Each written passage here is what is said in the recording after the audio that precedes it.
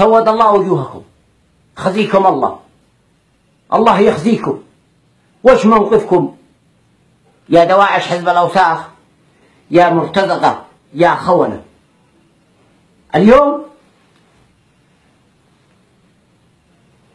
اليوم بانت حقيقتكم، بانت حقيقتكم يا مرتزقة، يا جزمات، يا أحذية، وخاصة الإعلاميين التابعين لدواعش حزب الأوساخ المؤيدين لعاصفة الحازم، عاصفة هفني هفاك، عاصفة فنادق الرياض، هؤلاء المرتزقة.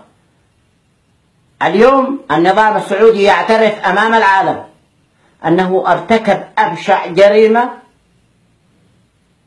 لم يسبق لها مثيل على وجه الكرة الأرضية، أكثر من 140 شهيد وأكثر من 700 جريحة.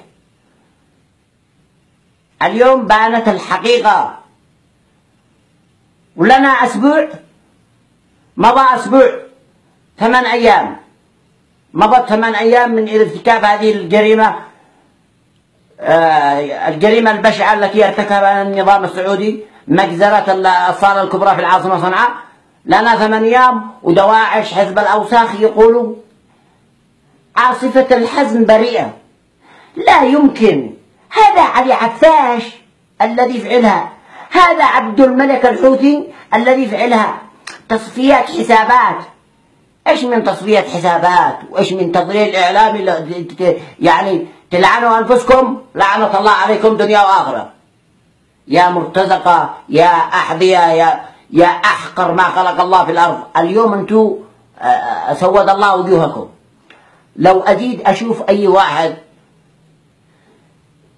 يعني يطلع في قناة الحدث او العربية او الجزيرة أو أي قناة مؤيدة للعدوان السعودي يتفلسف، والله لا أصب بين عارب فلاش وكرولكس. ما عادش يطلع ما تقول لكم 8 أيام وأنتم تبرؤون النظام السعودي. اليوم النظام السعودي اعترف أنه الذي ارتكبها. إيش موقفكم يا بياعين الأرض والعرض؟ الآن أنتم أصبحتوا يعني الحذاء له أهمية، الحذاء أشرف منكم يا مرتزقة. أنتم الآن أصبحتوا غرماء للشعب اليمني أكثر من النظام السعودي، لأن النظام السعودي قد هو غريم معروف وقد اعترف بجريمته. لكن أنتم يا من تدافعوا على النظام السعودي وتقولوا النظام السعودي بريء من هذه الجريمة، يعني ما تفكروا مستقبل زاهر؟